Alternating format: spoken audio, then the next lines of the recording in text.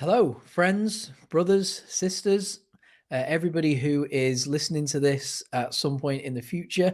And for those of you who are joining me right now, hello and welcome. Thank you for joining me this evening for our online Bible study. My name is Josh Lalgee. I'm part of Restoration House Firswood, which is part of Church of God of Prophecy under Pastor Lloyd Gordon, who I would like to thank, first of all, for giving me the opportunity to do this again, and for stepping so ably and wonderfully into the breach for me last week. As some of you know, I was suffering with COVID last week. Thank you to all of you who've been praying for me. It's very much appreciated. I'm on the mend. I'm feeling much better, and I'm certainly well enough to get into some Bible with you today. There's a lot that I want to look at today. Pastor Lloyd really opened up some great stuff for us last week, and I want to spend a bit of time drawing together the themes from what we talked about when I was last here with the early life of Moses, and some of the things that Pastor Lloyd opened up to us last week in his excellent teaching about faith. So to kick things off, I want to go back over some of the stuff we talked about, some of the main themes that came out of our discussion around the early life of Moses. Because it's been a little while, and I don't want these things to get forgotten. Because it's important that we retain the information, we hold on to what we learn, so that we can continue to see the connections that are there in the Word for us, because they are there. And I don't know about you, but I find it really, really exciting when God starts to make connections around the Bible that I hadn't previously seen. As I spend time in study, and He just opens things up to me. It's a wonderful experience, and I hope that as a result of us sitting together and going through the Word as we do, that you will get to enjoy that more and more for yourselves.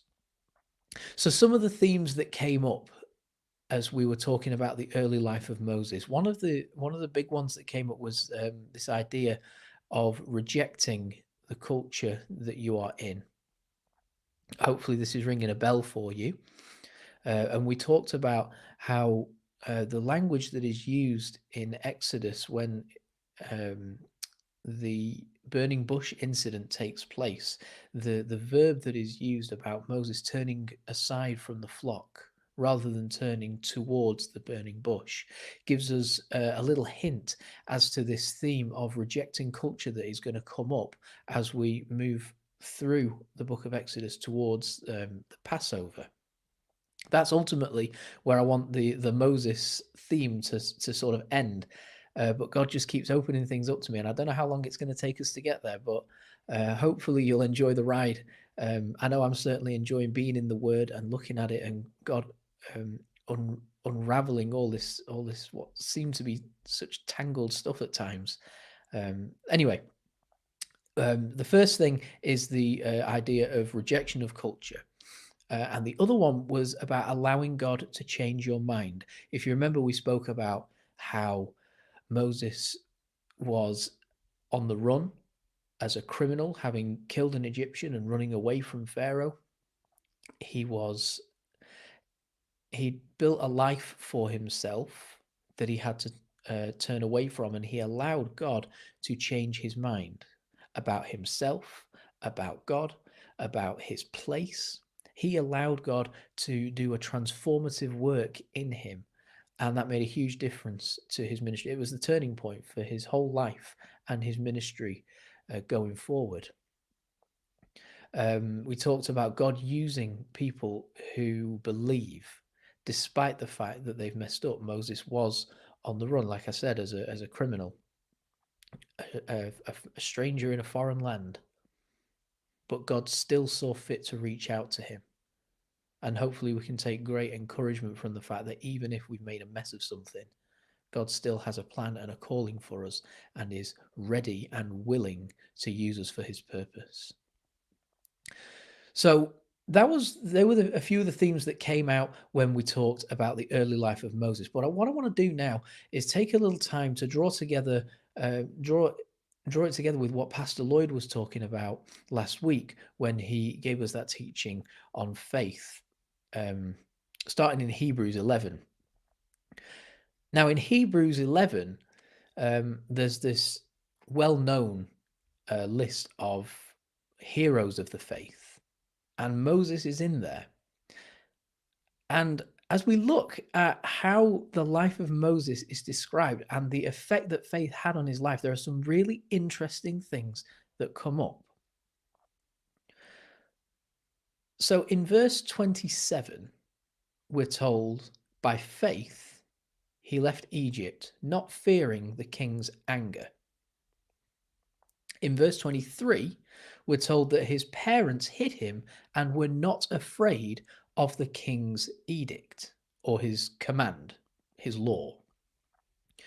So you've got verse 23 and verse 27 that talk about how by faith these people did not fear Pharaoh. But something had to happen in between verses 23 and 27, because as we spoke about a couple of weeks ago, Moses was afraid. Moses ran to a foreign land because he was afraid of Pharaoh and what Pharaoh was going to do to him as a result of he having killed the Egyptian that was beating up the Hebrew. So if we look here, if we read here, Moses had fled to the land of Midian because he was afraid. But Hebrews 11, verses 24 to 26, this is where we're going to see the role that faith played in Moses' life and how he went from being a coward on the run in Midian to being bold and brave and standing up for his people against Pharaoh, of whom he was afraid in the first place.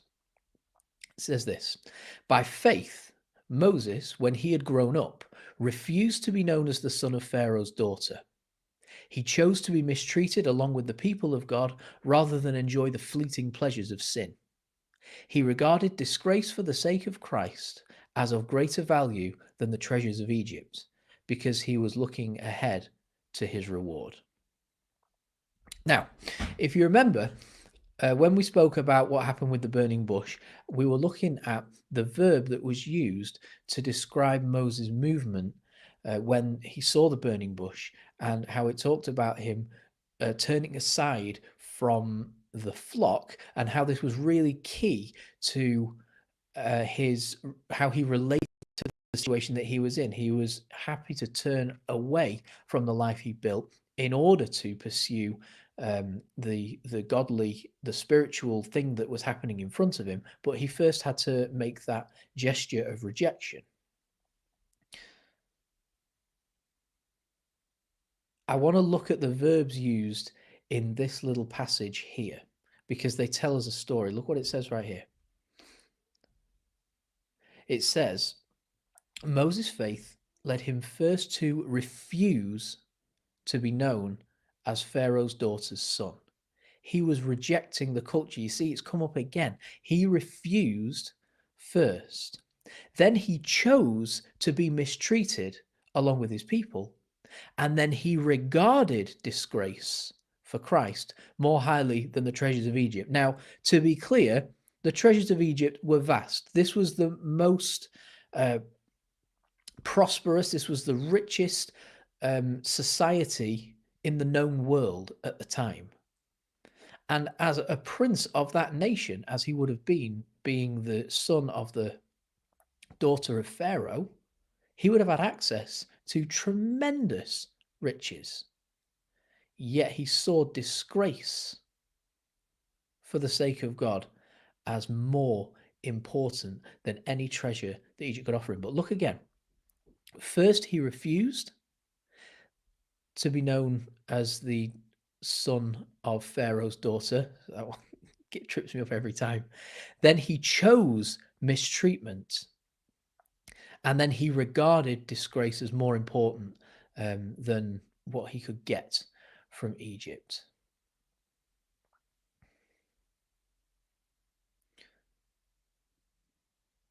When Pastor Lloyd went on, the first thing that I really enjoyed that he brought up was about how we just are in the form of a glove, until the Holy Spirit comes and animates and makes that glove actually do something in the same way and that's how God wants to use us. He wants us to be ready for to be used, but he needs the Holy Spirit to come into us and animate us and make us useful. What he went on to talk about when he moved on to Romans 8 was about how what is ahead of you is worth dealing with the difficulties now.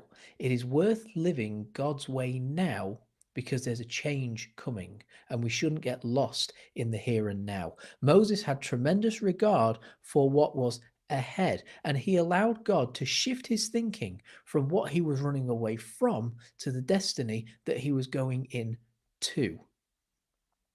And that's a really important shift that needs to happen for us as well. As believers in the here and now, we need to allow God to open our mind to our destiny that is ahead and not get lost in what we're trying to escape from, in the hurts of the past, in the disappointments of the past, be that in ourselves or in situations that have presented themselves. Things that we've had to go through. Brother Micah gave a wonderful sermon a couple of weeks ago about how we deal with disappointment. If you haven't listened to it, I recommend very highly that you look on the YouTube channel and give it a listen because it was really insightful. And it gave practical steps that we can take to deal with disappointment and keep ourselves moving forward. But this is something Moses had to deal with. He had to deal with the fact that he had tremendous disappointment in his life, having been rejected by his own people, having been rejected by the Egyptians, being lost just on his own in a foreign land, being a shepherd. And he dealt with that, but then he allowed God to change his mind, and he regarded disgrace for his sake as better than any riches that could be given to him. And we've got to adopt the same attitude. Pastor Lloyd also went on last week to speak from Colossians, and not about praying for motivation, but about making choices. And this, we really see this in Moses' life. He made intentional and deliberate choices. The choices to refuse to be known as Pharaoh's daughter's son, to choose mistreatment, and to regard this disgrace as better than the riches that could be offered. These were choices that he made. Now, there was a big gap between Moses rejecting the Egyptian culture into which he was brought up and him taking the next step to choose mistreatment, because he spent a long time running away and fleeing mistreatment. But this was a process. It was a process of getting Moses to a place where he would be intentional, and this decision making would inform his steps. He wasn't just letting things happen to him. He was making intentional decisions that were moving him away from his past and into his destiny. After the process has run its course, we see in Hebrews 11 and 27, he didn't have that fear of Pharaoh anymore. Now, this is a fear that would have been deeply rooted in him throughout all of his Egyptian upbringing,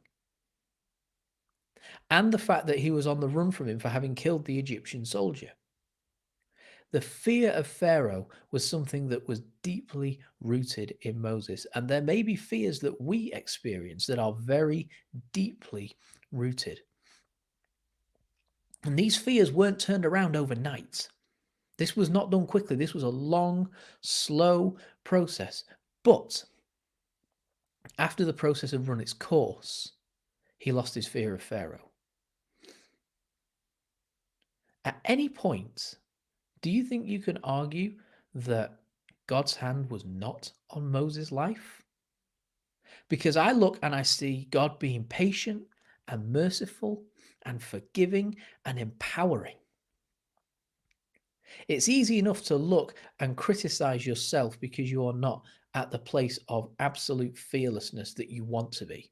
But look what it took for Moses. Look how long it took for him to get to where he needed to get to.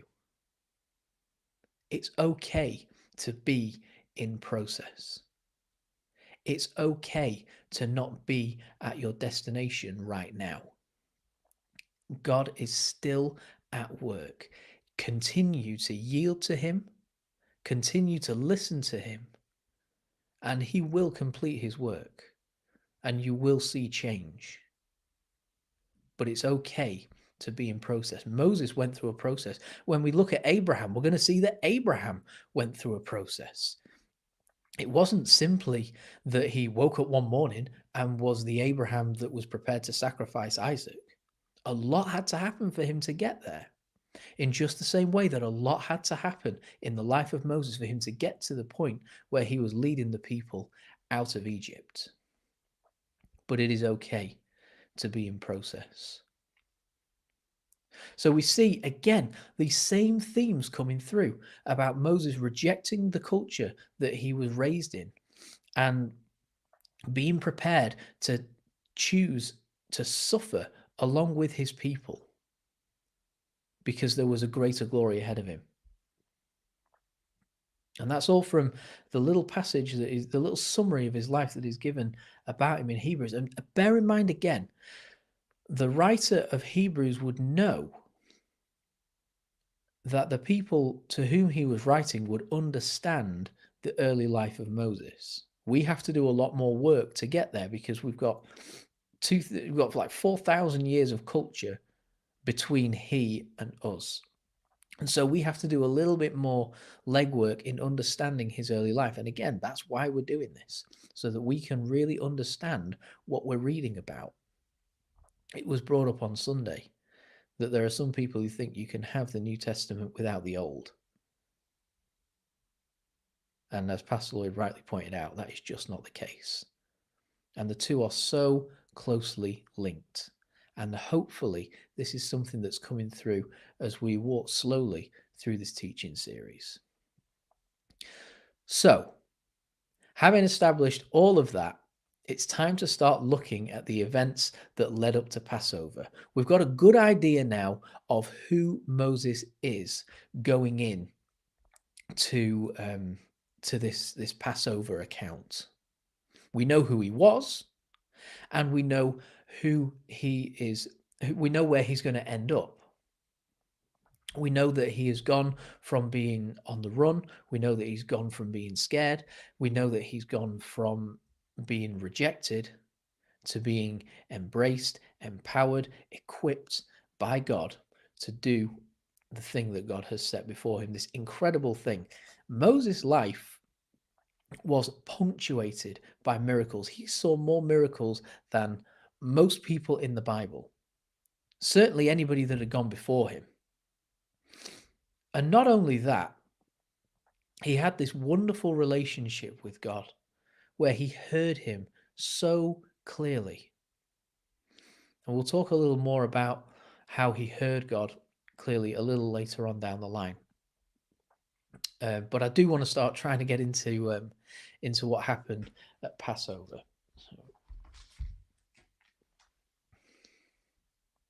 So, as I'm sure you're all familiar, in the run-up to Passover, and Passover was the 10th of 10 plagues that God inflicted upon Egypt. Now, the Passover, the death of the firstborn, was the most severe of them, and it was a pivotal point in the story. It's when things really started to change. So you got 10 plagues. Now, these 10 plagues were anything but random. God is very specific in what he's doing and who he's targeting with these particular plagues.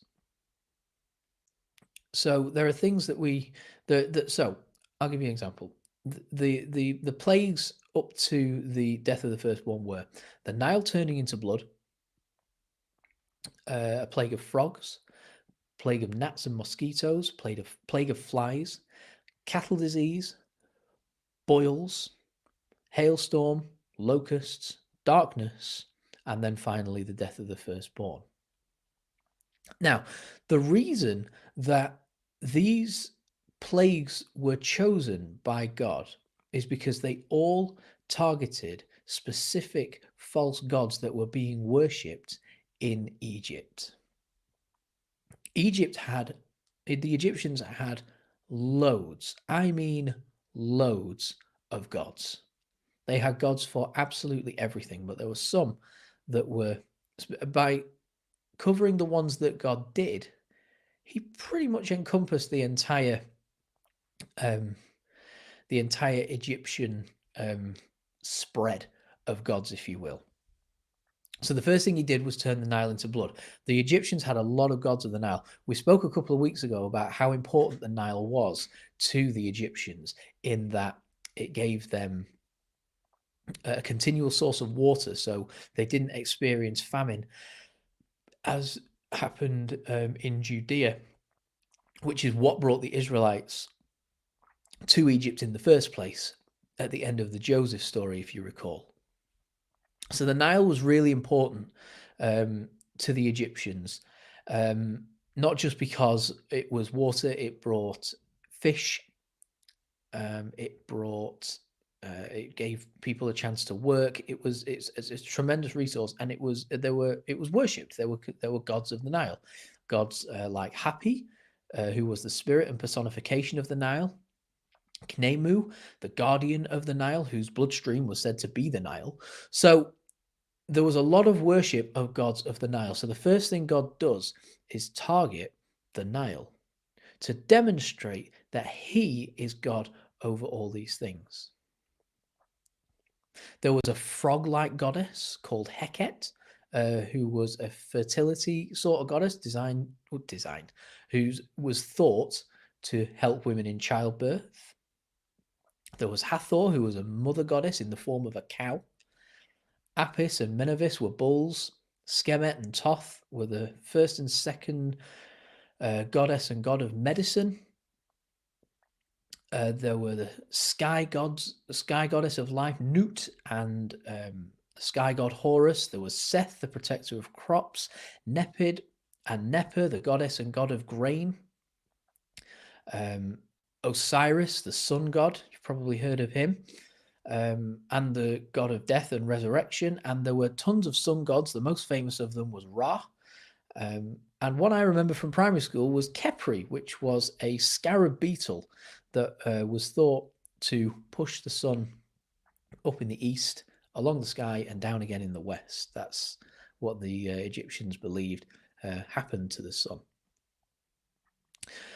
So they had this god that pushed the sun across the sky. All that is to say, there were lots of gods, and they were all targeted by the one true God,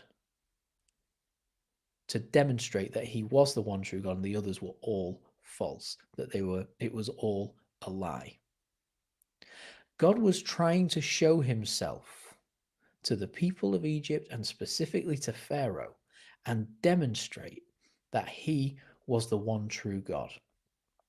And Pharaoh oscillated between believing him and not believing him. When disaster came upon the place, he was going to Moses every time, and Moses said, listen, I know how we can stop this. You got to let my people go. And Pharaoh would say, yeah, sure, no problem. I'll do that. And then he would harden his heart and change his mind as soon as things got back to normal. Now, it's worth noting that God has said that he was going to harden Pharaoh's heart, and he did. But not until Pharaoh had first hardened his own heart.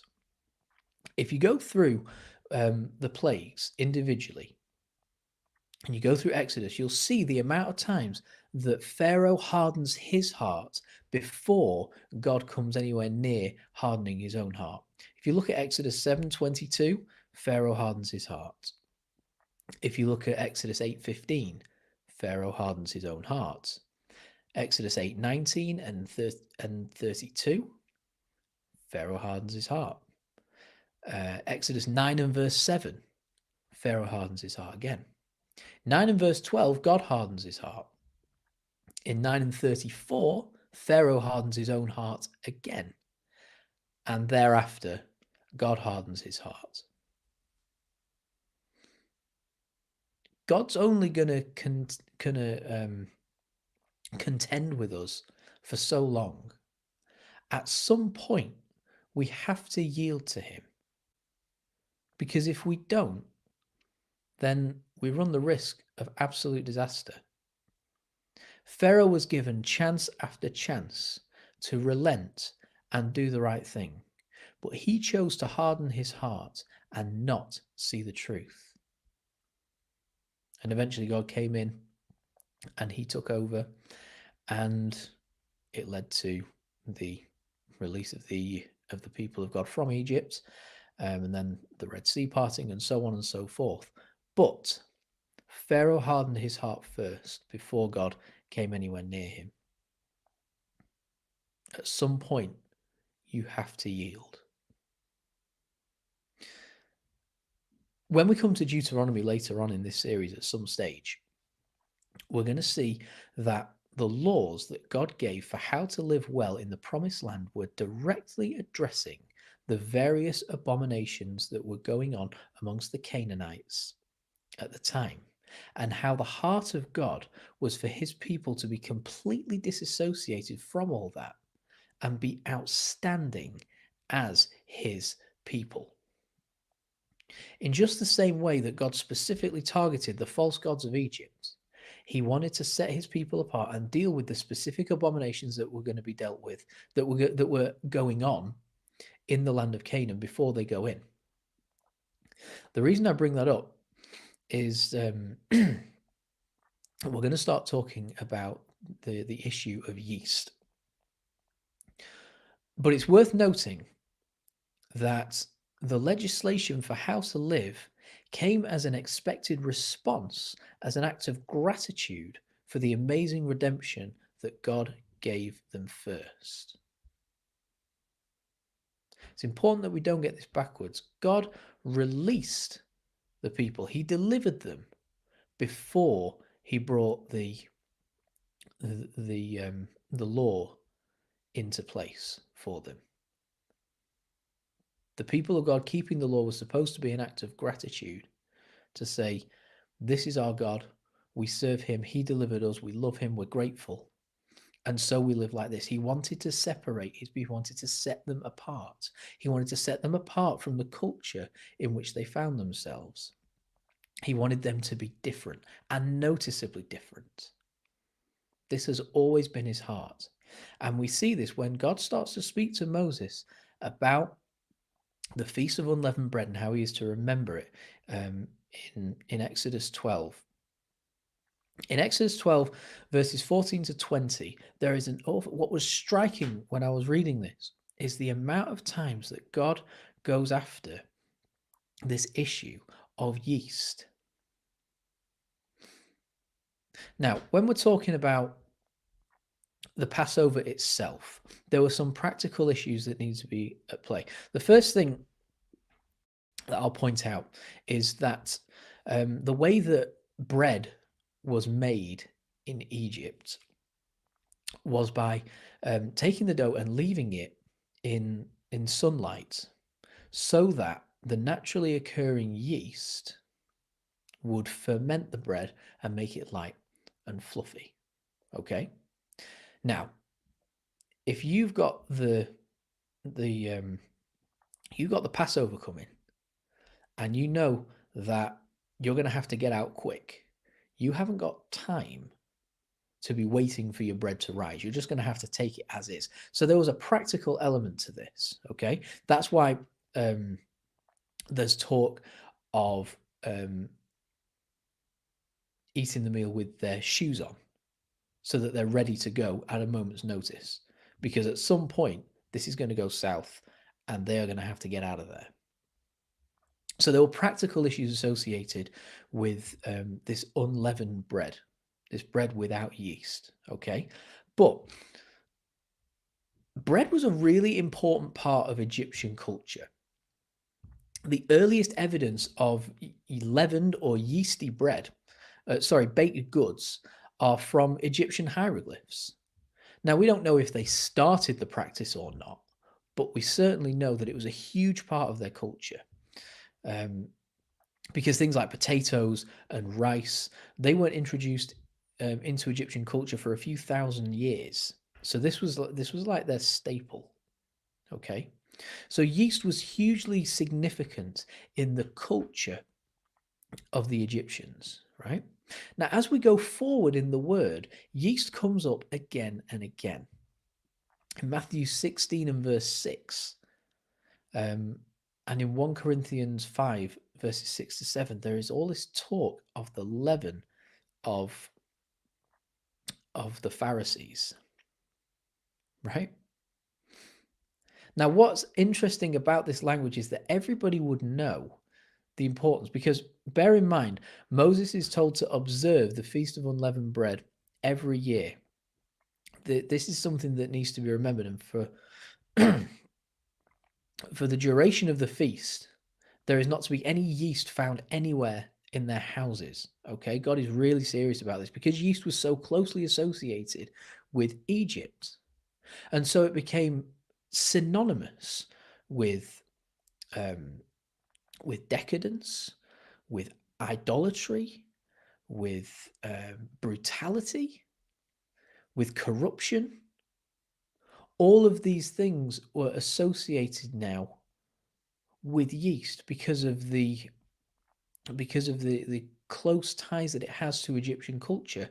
And God is saying, I want you to reject this culture entirely, this huge part of the culture that you have that that has become part of your world. I want you to reject this. I'm setting you apart. See, again, this idea of rejecting culture is coming up again and again.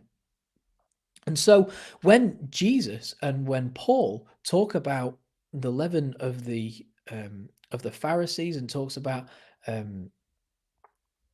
small bit of yeast corrupting the entire batch, all of this is associated with the same level of anger and disdain and vitriol and unpleasantness that all the people of God would have felt towards Egypt, because this story is relived again and again. And they would be told, remember how bad it was in Egypt. They'd be told about the bricks with no straw. They'd be told, and they'd regale one another with tales of how badly they were treated, of how the firstborns had to all of how the boys had to all be killed as babies in Egypt. Whenever this language is used in the New Testament, it's supposed to bring back these feelings, these memories, because this event is lived over again and again. Every single year, they remember what happened in Egypt, and they remember how they were delivered. And so to be accused and associated with something so terrible, with such a terrible part of their history, was a tremendously impactful thing for Jesus to do. It was a tremendously impactful bit of language that Jesus used. It was hugely insulting to the Pharisees to have their teachings accused of being the thing that would draw you back into a culture that is designed to destroy you, to be accused of your teaching being something that would corrupt you and separate you from God, when God is looking to separate you from culture. How what their teachings are the exact opposite of what they are supposed to be. This is what is meant when Jesus talks about the leaven of the Pharisees. Because it's not yeast itself, it's everything that the yeast represents. And God is so keen on getting people separate from their culture, because the culture will corrupt. The thing about yeast is it's naturally occurring. And if you just leave the dough sat there, it will get fermented. There's no middle ground here. You got to choose. You got to choose to have unleavened bread. And I know that this practice still exists in Jewish culture. And I know a lot of Jewish people really don't like it, because they have to eat the most terrible sandwiches ever, because unleavened bread makes terrible sandwiches. But it is something that is still remembered in their culture today. This is hugely important and significant, just as it was hugely important and significant then. And God is so clear. I am separating you from this culture. You are to reject everything from. And that's why it's such an insult later down the line when the people of God are saying, oh, we were better off in Egypt. We'd rather have things there. God brought us out here to die. When God has worked so hard to separate them and to demonstrate that he is so much more There is so much more for his people than could ever be found as slaves in Egypt. And they couldn't see it because they didn't do the thing that Moses did, which was allow God to change their mind, allow this hugely significant event, this miraculous event of Passover, to change their minds. But like I said, yeast is naturally occurring, it's just there. And if you sit and do nothing, you will become contaminated. The act of rejecting culture has to be intentional. It has to be deliberate. There is no sitting on the fence. You will either reject it or become corrupted by it, because the corruption is ever present. And you are ever corruptible for as long as you may think you're just sitting still, you're just sitting on the fence, but there is no sitting on the fence. There is no fence. You can't sit on the fence here. You're either in or you're out. And that's what God's saying here. With this whole issue of yeast, it comes up again and again. You read that passage from about the Feast of Unleavened Bread from 14 to 20. It is striking how much God talks about yeast. And this is why. This is what it represents. This is the significance of yeast. This is what it means when it's mentioned later on in the New Testament. This is why it's so impactful. That's why it's so important. And it's why it caused so many feathers to be ruffled, as it were. Because this was a big deal. This was a big deal to God, and it was a big deal to the people who were leaving. They had to get this right. And in order to remember their separation from their culture and the embracing of God's commands, their embracing of God's laws, the separation from the corruption and defilement that they were going to encounter in the land of Canaan when they eventually got there. It's all to do with God separating his people, setting them apart, calling them to a higher standard. And it's what he's doing for us. He wants more for us. He wants better for us than simply the same corruption that the whole rest of the world gets. He wants better for us than to be dragged down into slavery to sin again. God wants more for us, just as he wanted more for his people then.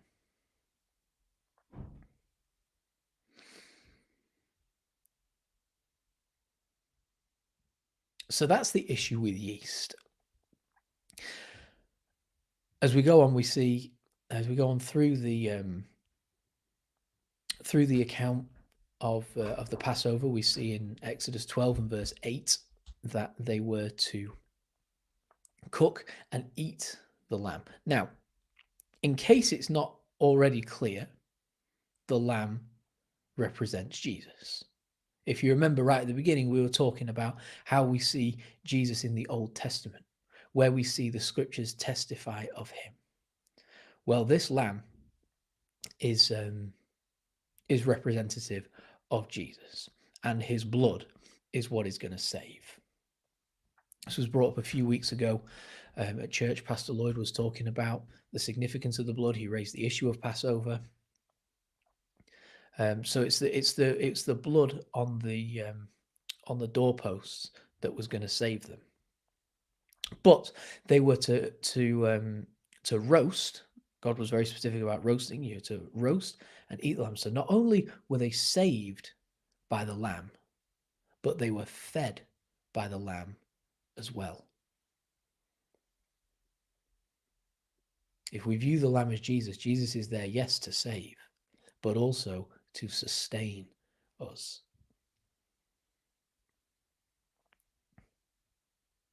Now, as Pastor Lloyd talks about when he spoke about Passover, about they had to, excuse me, they had to slay the lamb, take the hyssop, and paint the blood on the doorway so that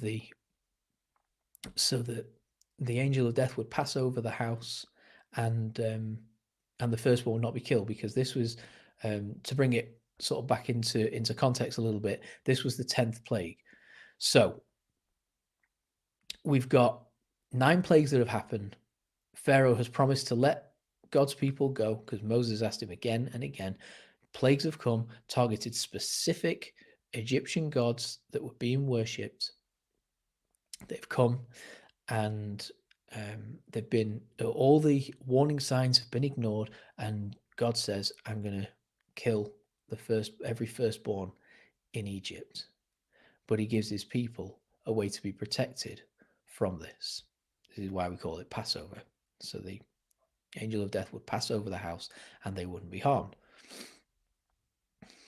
And it's the significance of the blood being over the house that's what caused death to pass over the house of the people of God. Okay? But the blood had to be applied, and it had to be applied in the way that God had said. It is not simply enough to have the lamb. It's not simply enough to kill the lamb. You have to apply the blood. Again, there has to be a yielding to what God has said in order to walk in the promises and the protection that He offers. At some point, we have to yield. And those who didn't take the hyssop and put it on the door frame as they were instructed, they were going to suffer the same fate as the Egyptians, who thought they didn't have to, because there was just this false god of the Israelites that they weren't bothered about. They'd ignored the signs. They still thought that Ra was the guy and Osiris was the guy to worship, and all their other false gods.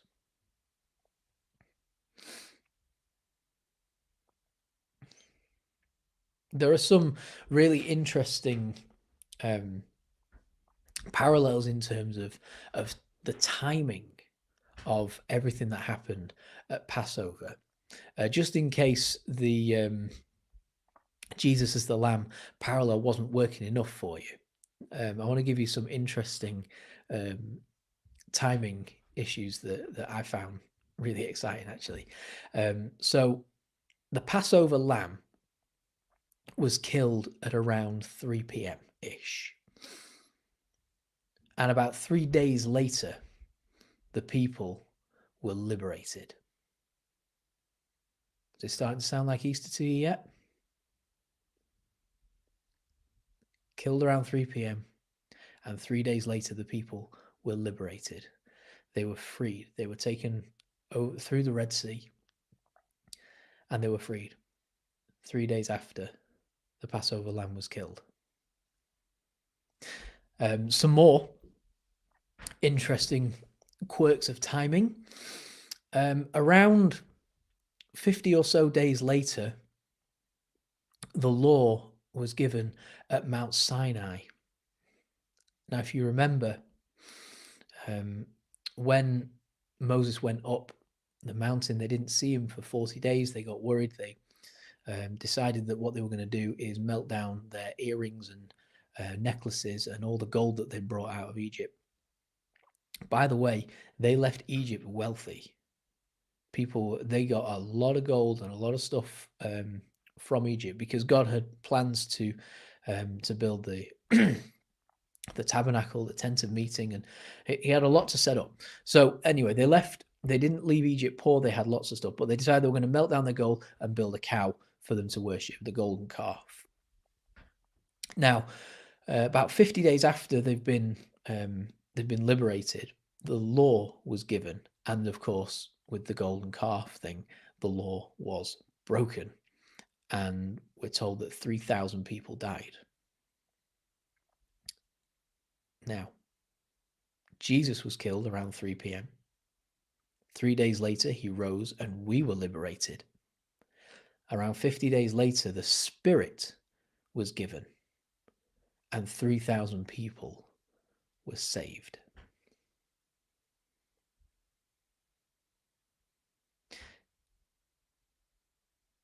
In 2 Corinthians 3:6, it says, "The letter of the law kills, but the Spirit brings life."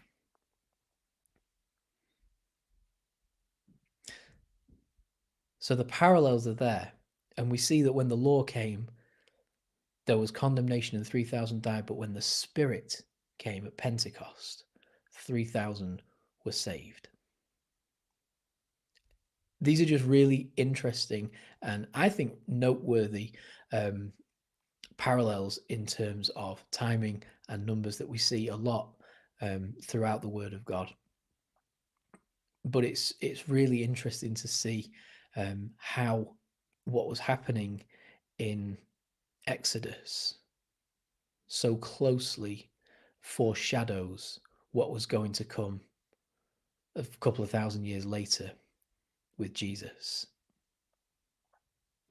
1 Corinthians 5 and verse 7 says, "Get rid of the old yeast so that you may be a new unleavened batch, as you really are, for Christ, our Passover lamb, has been sacrificed." So again, if there was any doubt in your mind that this is about Jesus, Paul makes it really clear in Corinthians to get rid of the old yeast so that you may be a new unleavened batch.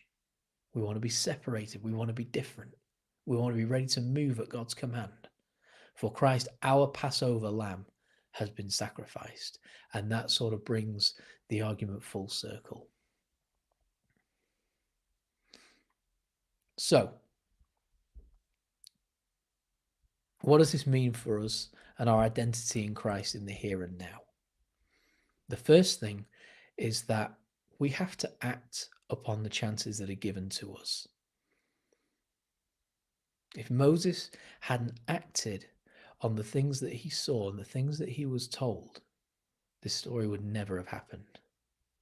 If the people hadn't applied the blood where they were supposed to around their doorpost, they would not have been saved.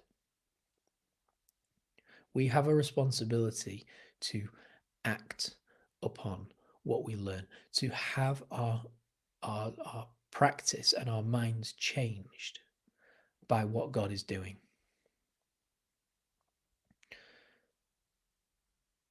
We're reminded about the pervasiveness of sin and false teaching in all this talk of yeast.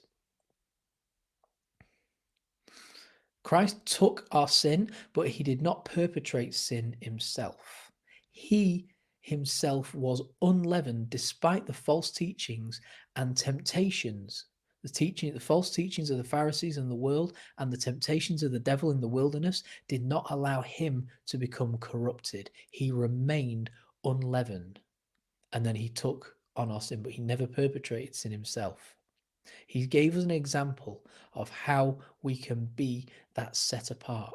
He showed us. I did a teaching series a couple of years ago during the first lockdown about Jesus in the wilderness and the temptations that he went through then. There's such a lot in there to unpack. It was a really enjoyable series. But Jesus remained set apart for the purposes of God. He used the word. He used what God said, and he used it correctly and effectively and specifically. But he remained unleavened and showed us how we can be the same. And the other thing is that we are to live correctly in response to the redemption we have received. Remember, I said at the beginning that the liberation came first, then the law was given. Our separating ourselves for God is a response to the fact that he has saved us. It's a response to the fact that Jesus was our Passover lamb, that he made it so that we need not die but live, that he saved us from slavery to sin, that he saved us from death and separation from God, that he redeemed us into a new life and a purpose and a promise. And our response is to live correctly, even though, just as with Moses, it will probably mean mistreatment that we will have to choose. Even though, as with Moses, it will mean that we have to reject the culture that we're in. We will have to, like Moses, regard the disgrace for the sake of Christ as more than what this world can offer, and allow God to change our minds. These are not fictional stories. These are real events. And I hope that by looking at the cultural context, particularly in Egypt, that we see that this was a real thing that happened in real life to real people for a real purpose. And all of the things that the enemy will try and deceive you about and try and make you question, is that really God? Yes, it is. Did God really come through for you? Yes, he did. And we need to be people who not only remember what God has done, but we celebrate what God has done. And we respond to what God has done by living in the way that he would call us to, that we separate ourselves. We don't get ourselves defined. We don't get our sense of right and wrong defined by our culture, but we get our sense of right and wrong defined by what God says. We get our sense of right and wrong from his word and his guidance. We get our sense of what to do and where to go and how to do it from him. We separate ourselves for him. We become separate for him to bring him glory. This is the response that he wanted from his people all along. And it's a response that he had to wait a generation to get. As you continue through the through the first 5 books in the Bible, it's constantly tragic how people miss what it is God is trying to tell them.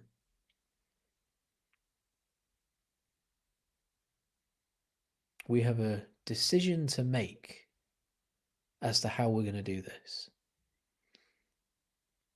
Jesus is right there all the way through this story in the Old Testament. Do we accept that he's there, or do we pretend that he's not, and that this is just another work of fiction that's designed to make us feel good for a little while? Do we accept that God wants us to be separate for him? To not do things the way the world tells us we should do them, but to do things the way he tells us to? Is this something that we're prepared to accept? Are we prepared to respond to his goodness? Do we recognize his goodness and his grace in sending his son for us? These are all decisions that we have to make for ourselves. But I hope that as we've looked over this, that there have been things revealed to you that weren't necessarily understood before. I hope that you can see how the Old and the New Testament link so closely, how important the Old Testament is and understanding it is to really getting hold of the New Testament. I hope that you have enjoyed this part of the teaching. As we go forward, we're going to look at other areas in the Old Testament that we see Jesus in Genesis, Leviticus, Numbers, and Deuteronomy. How that's going to play out is hard to tell. God's doing an amazing thing. He's working in a very fluid way. He's revealing things to us day by day, moment by moment, as the team is spending time studying. He's revealing things to us in wonderful new ways, and I want to bring them to you as God is bringing them to me. I want this to change the way that you look at the Bible and the way that you address the Bible. And I hope that you can see some real consistency from start to finish all the way through the Bible. And I hope that you can see where Jesus sits in the story of the Passover, and you can see how he's spoken about here and right the way through to the end. I want to thank you for taking the time to go through this with me. If you want to catch up with me, you can leave a comment, you can leave a question, or you can catch up with me at UA92 on Sunday mornings. We've got a big weekend coming up with Easter. We've got events on Friday, Saturday, and Sunday. Keep an eye on the website for more information about those. As I say, I'll be around doing church activities all of Easter. If you want to catch up with me at all, if you want to talk about this a little bit in more depth, hopefully there'll be an audio cutting of this as a podcast, so you'll be able to pick this up later and give it a listen. And if you have anything else that you want to comment or ask, then I'm happy to catch up with you anytime that I can. But thank you for being here with me. Thank you for taking this journey through, and I hope that it has been profitable for you and that you understand things a little more clearly now. Thanks very much, and I'll see you next week.